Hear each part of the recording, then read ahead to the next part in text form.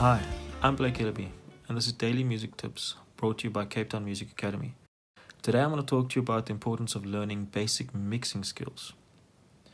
When I was learning to compose and produce, I threw away most of the music I worked on, and I believe that was because I didn't understand mixing properly.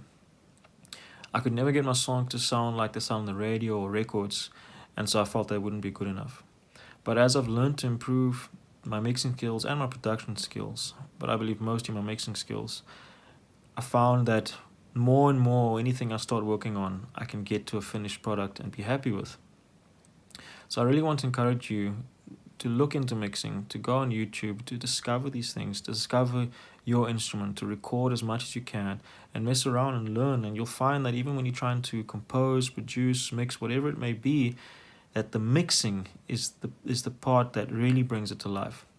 And sometimes it's not that the song is not good enough that you're composing or working on, it's just your lack of imagination and understanding. A really important part of mixing, and one of the most important parts, is reverb.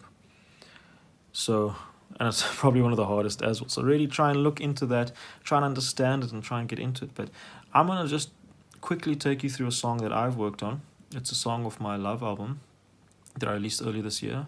It's called I'll Be Moving On and features an amazingly talented singer, Robin Castle.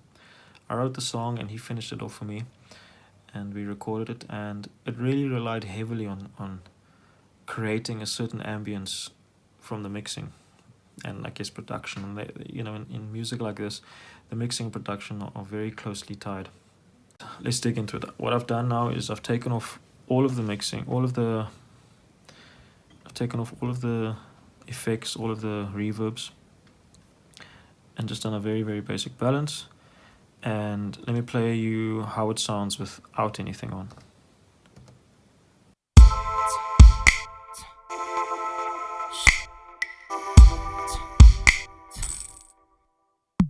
Sorry, not as fun games, but I wanted you, me, to be more than friends.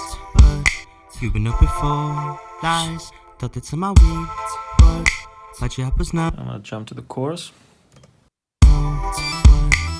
What's wrong with what I need to know what I know if wrong was mine, not enough if wrong. My heart deserves much more. Okay, let's get into it. So what I did is I mixed the lead vocals into 3 tracks, as you can see here. Because they overlap, I couldn't record it into one take, they overlap each other. It's just the way we wrote it. And so there's mixing, if you look here, there's mixing there. I've done compression on all of them. And then on the master, which is this, I've grouped them into this group, this bus, and there's more mixing. I'm calling everything mixing, but effects and things. So you heard how it sound dry. I'm gonna solo this vocal alone quickly, so this is nothing on. Fun games, but I wanted you, me, to be more than friends. But you've been up before. Sounds quite nice. It's got a lot of sibilance and popping from the mic. We close mic'd it. So here's the first 2 levels of compression. I don't do a lot. I don't compress a lot in one compressor. I spread it over many compressors. Sometimes it depends on what I'm going for, but in this one. Sorry, not as fun games, but I wanted you, me, to be more than friends. But so you can hear how that already brings it to life. Now if I include the compression, the rest of the effects on the bass, I've actually gained it up a bit. Okay, so it might be a bit softer, but anyways, here's the new stuff. sorry, not as fun games, but I wanted you, me, to be more than friends. So there's 2 EQs. Friends, but you've been up before. Lies, That's without, and it's again with. thought that some my weed work, but your help was not mine. So you can hear it sounds a bit thinner, actually. It's a bit more crunchy. I've added saturation, and I was really going for a certain sound. And doesn't necessarily sound that great on its own, but as I start adding instruments, it'll all start making sense. Yeah, I'm gonna add the delays and reverbs, and this is how it sounds again soloed. Sorry, not as fun games, but I wanted you, me, to be more than friends. But you've been. So that really starts coming alive as you bring it. It's still out of context. But anyways, you'll start understanding how it comes together. So it's the lead double. I'm gonna bring that up. That's normal stuff. The backing vocals have got the EQs and distortion. So here's the backing vocals clean with nothing on them. Work mine. And here's the chorus. I need to know the wrong. So here we go, put some distortion on it, some reverbs and delays.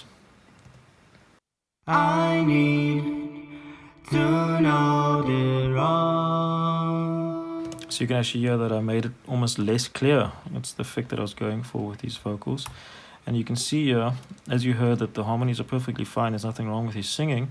Yet I still add a pitch correction. The pitch correction is an effect. It is not because I needed to, he didn't sing in tune. It's just a desired effect I wanted for this genre, style of music, mostly pop music. Even if the singer is singing in tune, it's a desired effect. So I'm going to show it to you, how that changed the track.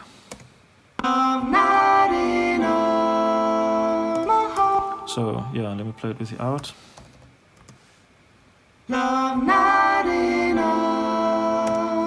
See, it's pretty much perfectly in tune, but I wanted that effect. I need to know the wrong. So that's that. There's this chorus effect where I wanted him to kind of speak. I need to know. Doesn't sound very nice on its own, but I knew what I wanted to do with it, and I added a whole lot of extra things: overdrive, ring shifter, repeater, some more reverbs again.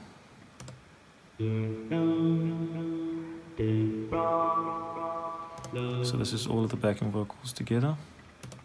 I need to know the wrong. Was my love not enough? And then I had this vocoder on it as well. Need to know what I did wrong. Was my love not enough? And then, yeah, and then there's this vocal effect at the beginning.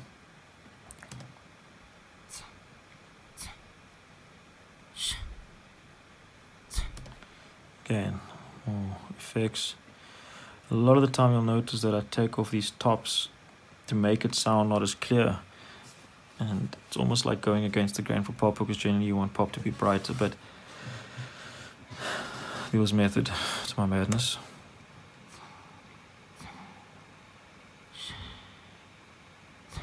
So yeah, it's just an ambient effect, and a lot of the stuff that I do is ambient in something like this, at least.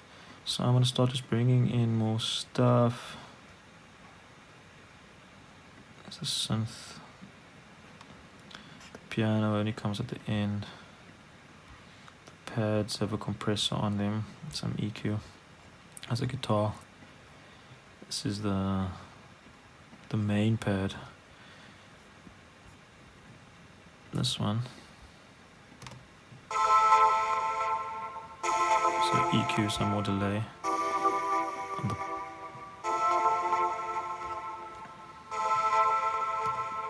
the reverb places it. The bass has some compression on it.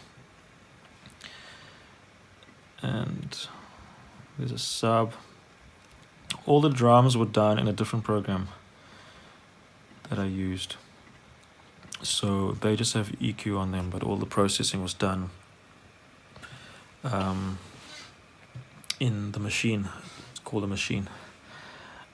And so, yeah, that was all done pre the recording. And then this is how the track ends up coming to life with the, once you add the reverbs and EQs and stuff, and compared to the beginning. But your app was not mine. Needed something more. What What's wrong with what I gave? I know I crave it than you. So like for instance, this snap. The snap sounds like this alone.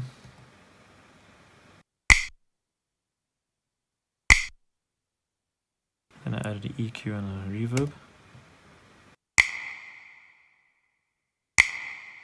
Kick.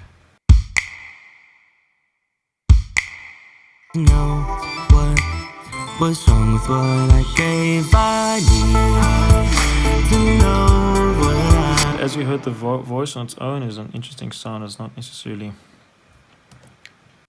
My heart deserved much more. If I was EQing and processing this vocal on its own, that sound is not something I would end up going for instinctively.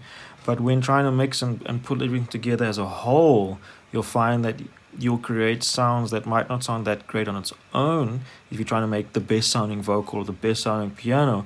But when they are functionally put together in the mix, they work. So if you listen to especially this, you can hear it here as the chorus breaks into the verse. Now I will not forget all things you made me feel pain. I'll be moving on now. Time to write my pain in. So it all works together, and it comes together, and there's a lot to learn, a lot of stuff we could talk about. But I'd really like to encourage you to look into this more and improve every part of your music, from composing to playing, understanding how you fit in the band better. If you're a guitarist, how do you play with a keyboardist? How do you get out of the way of a bass player without having to change the way you play necessarily? But how do you place yourself in the mix of a gig? And obviously, as I said before, in your composing, bringing something to life, something that didn't sound that great when you're composing, instead of throwing it away, is maybe just experimenting with the sounds of it, And I'd just encourage you to dig into this a little bit and get a good understanding for yourself, whether you want to be a producer, composer, just a performer. This will help your music a great deal.